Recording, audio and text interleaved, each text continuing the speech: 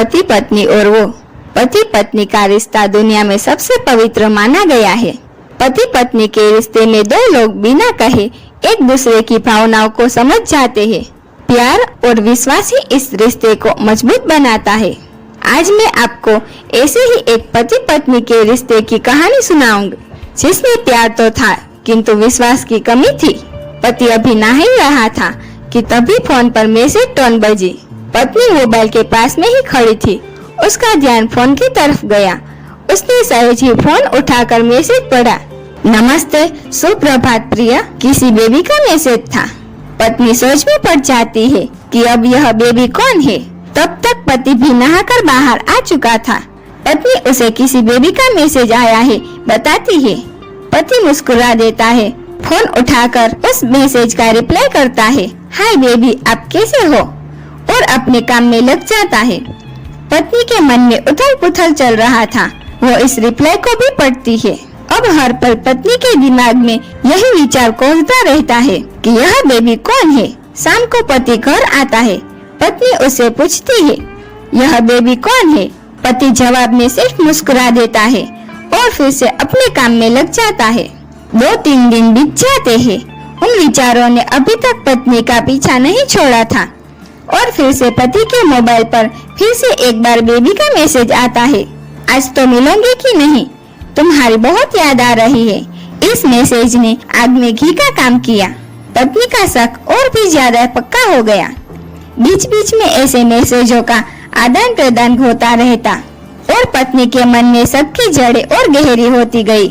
पति पूछने पर भी जवाब में सिर्फ मुस्कुराहट और कुछ नहीं कहता।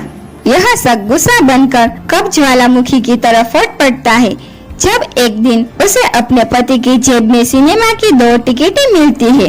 पत्नी अपने पति से बहुत झगड़ती है।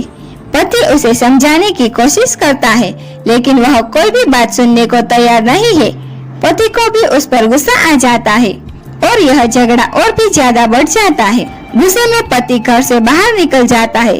पत्नी का गुस्सा पति से कई गुना ज्यादा है। तुरंत वो अपना सारा सामान पैक करती है और एक चिट्ठी लिखती है कि मैं मायके जा रही हूँ हमेशा के लिए, और पति का घर छोड़कर चली जाती है। गुस्सा शांत होने पर जब पति घर आता है तो चिट्ठी पढ़कर उसके होश उड़ जाते हैं। 10 दिन बीत जाते हैं और गांव के उस घर पर डोरबेल बजती है जहां पत्नी रहने चली गई है। पत्नी दरवाजा खोलती है। दरवाजे पर 10 साल की एक छोटी बच्ची हाथों में चिट्ठी लिए खड़ी है। वह पत्नी को वह चिट्ठी देती है। बच्ची से वह चिट्ठी लेकर पत्नी चिट्ठी खोलकर पढ़ती है, डियर वाइफ, जिस बेबी की वजह से हम दोनों में इतने झगड़े हुए और तुम हमारा घर छोड़कर चली आई, यह बच्ची जो तुम्हारे सामने खड़ी है वह वही बेबी है। अनाथ आश्रम की एक प्यारी बच्ची। इसी के साथ में बातें करता था, सिनेमा जाता था। पहली बार जब तुमने बेबी के बारे में पूछा था तो मैंने जानबूझकर तुम्हें नहीं बताया था। सोचा था थोड़ा मजाक करता हूँ, देखता हूँ तुम कैसे रिएक्ट करती हो, लेकिन मैंने यह कभी नहीं सोचा था कि तुम्हारा शक इतना बढ़ जाएगा कि तुम घर ही छोड़ दोगी। हाँ, सबसे जरूरी बात, यह तो बेबी है, वह किसी और की नहीं बल्कि तुम्हारी ही बेटी है। रुको, अपने आप को संभालो और आगे की बात ध्यान से पढ़ो। हमारे शादी के 2 साल पहले की यह बात है। तुम अपने कॉलेज के लास्ट ईयर में थी। तुम्हारे प्रोफेसर ने नोट लेने के बहाने तुम्हें बुलाया था और तुम्हें चाय में इन नशीली दवा खिलाकर ना करने वाला काम किया था। इसमें तुम्हारी कोई गलती नहीं थी, लेकिन कुदरत ने अपना काम किया और तुम्हारे पेट में इस बेबी को डाल दिया। काफी प्रयास करने पर भी अबॉर्शन नहीं हुआ तो तुम्हारे घर वालों ने समाज के डर से तुम्हें 6 महीने तक घर में ही रखा।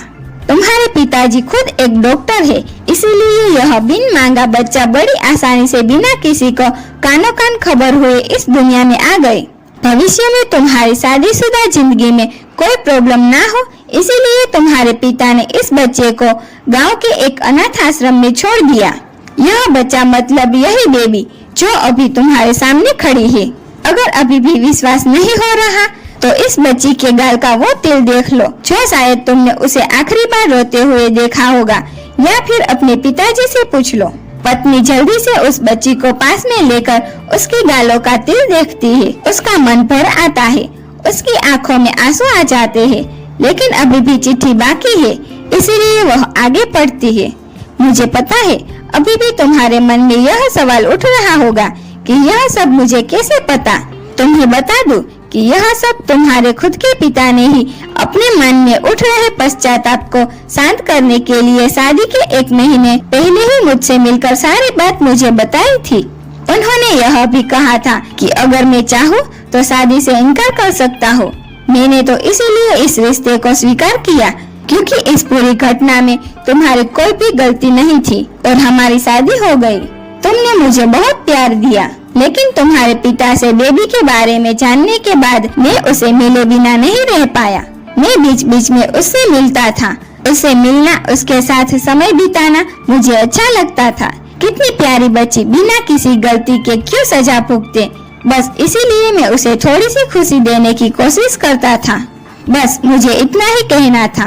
अब अगर तुम फिर से अपने घर आकर मेरे साथ रहना चाहो तब और सिर्फ तभी गैलरी में आ जाओ। तुम्हारा और सिर्फ तुम्हारा डियर पति। बिना एक क्षण की भी देरी के पत्नी दौड़कर गैलरी में पहुंची और रास्ते पर उसका पति श्याम खड़ा था। उसके चेहरे पर मुस्कान और पत्नी की आंखों में आंसू के पुर थे। हेलो दोस्तों, अगर आपने अभी तक मेरे चैनल को सब्सक्राइब नहीं किया तो जल्दी से जाके सब्सक्राइब कीजिए, लाइक करें, शेयर करें और कमेंट करें। Thank you.